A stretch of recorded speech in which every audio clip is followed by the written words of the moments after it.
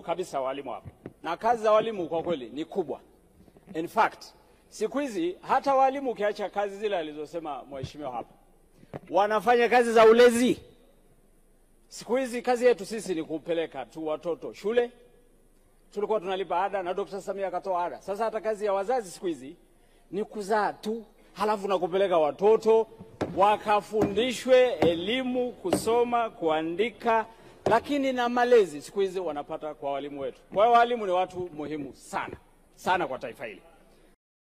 Oldonyo Media, habari karibu nawe. Mheshimiwa Edward Ole Lekaito.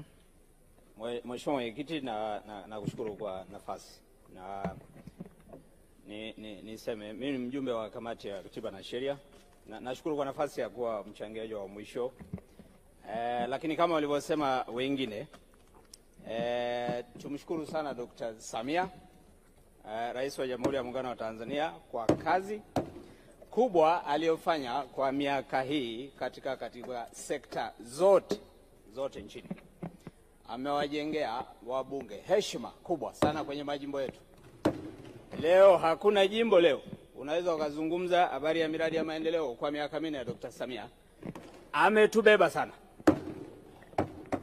Kwa hiyo kwa kweli, kwa kuwa mtumishi namba 1 wa nchi hii, ameonyesha standards nzuri. Tunachotakiwa sisi wengine ni kuiga ili Watanzania wapate huduma hii ambayo Dr. Samia anataka Watanzania wapate. Ndugu Mwenyekiti, Waziri Simba Chawene amepata sifa nyingi sana hapa. Na mimi kama mjumbe wa kamati na confirm, kama kuna waziri ambaye tunashirikiana naye vizuri sana kwa level ya kamati na anatoa ushirikiano wa mfano, ni Simba Chawene. Very humble. Hana dharau. Ukimwomba saa yote kukutana, mnakutana, anakusikiliza vizuri sana. Kwa kweli mzee, sio bure umedumu kwenye bunge hili.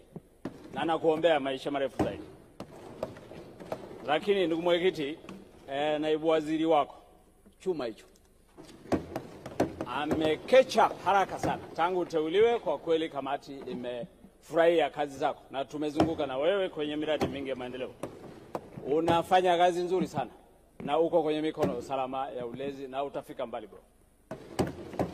Ndugu Mwenyekiti, niwashukuru katibu mkuu na viongozi wote wa wizara hii kwa ushirikiano waliotoa kila wakati kwa kamati na ushauri ambao tumetoa kama kamati wamekuwa wanachukua kila wakati. Utumishi duniani, watumishi ndio injini ya kuendesha serikali. Kwa hivyo watumishi ni watu muhimu sana kwa maendeleo ya taifa. Pale nchi yetu inapoongeza fursa na uchumi wetu unavyoongezeka, tukiendelea kujali maslahi yao na kuboresha mishahara yao na maslahi, tutatengeneza public service nzuri sana ambayo itatoa huduma nzuri sana kwa Watanzania na utawala bora utakuwa bora zaidi. Lakini na wao, kwa sababu nchi yetu, hali ya nchi yetu wanafahamu na wanajua ikiongezeka tuwajali. Kuanzia wenye viti wa vijiji, watendaji, watu wamezungumza na watumishi wote. Na walimu wamezungumza hapa. Maguru kabisa walimu hapa. Na kazi za walimu kwa kweli ni kubwa. In fact, siku hizi hata walimu ukiacha kazi zile alizosema mheshimiwa hapa, wanafanya kazi za ulezi. Siku hizi kazi yetu sisi ni kupeleka tu watoto shule. Tulikuwa tunalipa ada na Dr. Samia akatoa ada. Sasa hata kazi ya wazazi siku hizi ni kuzaa tu, halafu na kupeleka watoto wakafundishwe elimu, kusoma, kuandika, lakini na malezi siku hizi wanapata kwa walimu wetu. Kwa hiyo walimu ni watu muhimu sana sana kwa taifa hili. Hakuna taifa limeendelea bila kwa walimu. Wote waliokaa hapa wamepitia mikono ya walimu na wametajwa watu wengi hapa. Kwa Mheshimiwa Waziri Mkuu, Mheshimiwa Spika, mwalimu wangu na wakina Dr. Kakurwa wako hapa. Taifa likitaka kujenga misingi imara, ni lazima tuwajali wale watumishi ambao ndio wanatuwekea misingi kwenye taifa. Kwa hiyo kwa kweli kama walivyosema kamati, watumishi wa umma ni engine kwa taifa. Lakini vile vile tunachotegemea na sisi, mtoe huduma nzuri kwa Watanzania. Watanzania wanataka huduma nzuri sana. Uwe daktari, uwe mwalimu, ukiwa na lugha nzuri tu. Mkianza kwa viongozi wenu, wao ni humble, makatibu wakuu, Mheshimiwa Waziri Mkuu hapa, Dr. Samia. Sasa kama wakubwa ni hambo kiasi hicho, wewe ambaye ni mtumishi uliopata ajira, utaachaje kuwa hambo na ukatoa huduma?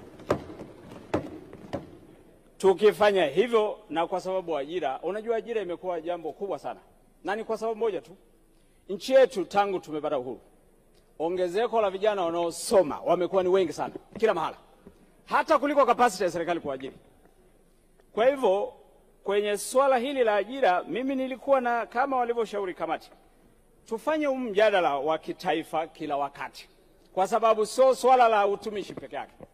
Nadhani tuwe na makongamano ya kitaifa, tuwe tunazungumza habari ya ajira na namna bora ya kuweka sawasawa, ili liwe jukumu letu wote tupate mawazo kwa Watanzania namna ya kufanya swala la ajira lipate mawazo mengi sana, kwa sababu ajira, na mimi nakubaliana kama walivyosema kamati na waheshimiwa wabunge hapo, tukiwa na taasisi bora ambayo ndio inaratibu swala la ajira, likaongeza wazi, likaongeza professionalism na mambo mengi, itaondoa manunguniko.